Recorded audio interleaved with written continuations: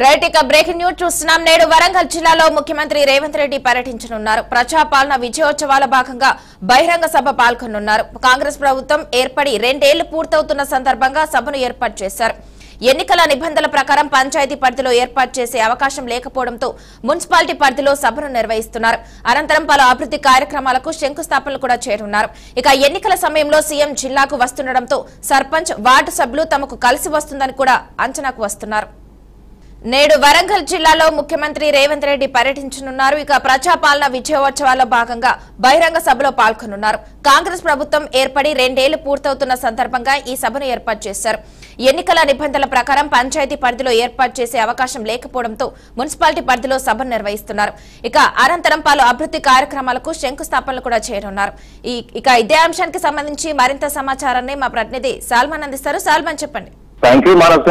తెలంగాణ రాష్ట్ర ముఖ్యమంత్రి రేవంత్ రెడ్డి అయితే వరంగల్లో మరోసారి పర్యటన ఖరారైంది. ఈ రోజు నర్సంపేట నియోజకవర్గంలో పర్యటించనున్నారు. పర్యటించి పలు అభివృద్ధి పనులకైతే శంకుస్థాపన చేయనున్నారు. అంటే మనం చూసుకున్నట్లయితే ఈ యొక్క ఉమ్మడి వరంగల్ జిల్లాలో ప్రతి నియోజకవర్గాన్ని సీఎం రేవంత్ రెడ్డి, అదేవిధంగా గతంలో ఉన్న పిసిసి అధ్యక్షుడ హోదాలో ప్రతి నియోజకవర్గాన్ని అయితే పాదయాత్ర చేశాడు. కానీ నర్సంపేట నియోజకవర్గంలోకి అయితే ఇప్పటి వరకు అయితే అడుగు పెట్టలేదు.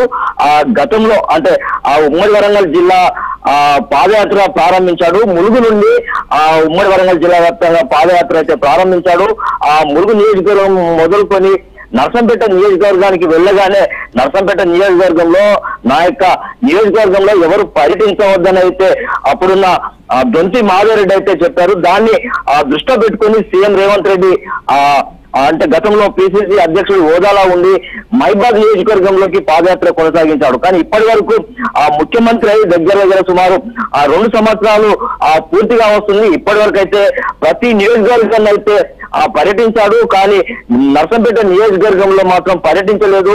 ఈ యొక్క దొంతి మాధవరెడ్డి తల్లి ఎవరైతే మరణించారో దానికి సంఘీభావం తెలిపేందుకైతే మాధవరెడ్డిని కలిసేందుకు, మాధవరెడ్డి కుటుంబానికి సానుభూతి తెలియజేసేందుకైతే ముఖ్యమంత్రి హోదాలో అయితే వారిని కలుసుకున్నారంటే మనం గతంలో చూసుకున్నట్లయితే ఇప్పటి వరకు దొంతి మాధవరెడ్డి, అదేవిధంగా సీఎం రేవంత్ రెడ్డి ఇప్పటి వరకు పలు అభివృద్ధి పనులకు కావాలని ఇప్పటి వరకు అయితే నేరుగా ప్రత్యక్షంగా కానీ లేకుంటే పరోక్షంగా కానీ సీఎం రేవంత్ రెడ్డిని అయితే దొంతి మాధవరెడ్డి కలిసిన దాఖలాలు.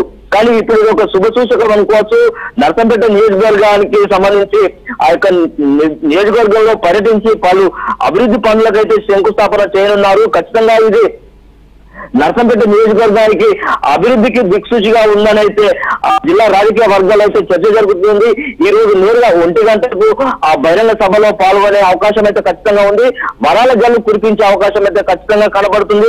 ఒక పక్క అంటే సోషల్ మీడియాలో కానీ లేకుంటే ప్రసార మాధ్యమాల్లో కానీ ఖచ్చితంగా దొంతి మాధవరెడ్డికి ఏదో ఒక మంచి అవకాశం అయితే వస్తుందని అయితే రాజకీయ వర్గాలు అయితే కొంత ఆశాభావం వ్యక్తం చేస్తున్నారు. ఖచ్చితంగా ఈ యొక్క సీఎం రేవంత్ రెడ్డి పర్యటనలో భాగంగా అన్ని భారీ బందోబస్తు అయితే ఏర్పాటు చేశారు. ఎలాంటి అవాంఛనీయ సంఘటనలు జరగకుండా మాత్రం పోలీసులు బందోబస్తు చేశారు. ఖచ్చితంగా ఈ యొక్క దొంతి మాధవరెడ్డి కూడా అంటే దీన్ని ఖచ్చితంగా ఈ యొక్క సభను కానీ లేకుంటే సీఎం పర్యటన విజయవంతం చేసేందుకైతే సాయశక్తుల రాజకీయ అంటే కాంగ్రెస్ పార్టీ నాయకులతో అయితే ఈ యొక్క సభను విజయవంతం చేసేందుకైతే వారం రోజుల నుండి కసరత్తు అయితే ప్రారంభించారు. ఖచ్చితంగా ఈ యొక్క సభను విజయవంతం చేసి సీఎం రేవంత్ రెడ్డి దృష్టిలో ఖచ్చితంగా దొంతి మాధవరెడ్డికి సముచిత స్థానం రాబోయే రోజుల్లో మంచిగా జరగాలని అయితే దొంతి మాధవరెడ్డి వర్గీయులు అయితే కోరుతున్నారు. మానస.